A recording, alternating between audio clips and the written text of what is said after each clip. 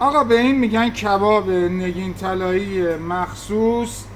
بازم آقای کباب، بازم همون 60 سانت، بازم همون دلبری رنگ و طعم و مزه.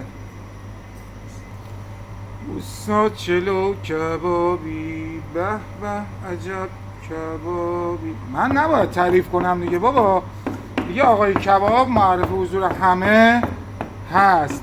علل خصوص کباب نگین طلاییش 300 تا 320 گرم، اونم 60 سانتی. دیگه میخوایم به بعد با متر و معیار پیش بریم انشالله به امید خدا. داشته باش رنگو، داشته باش حالو، حالا داشته باش ریخ به کباب.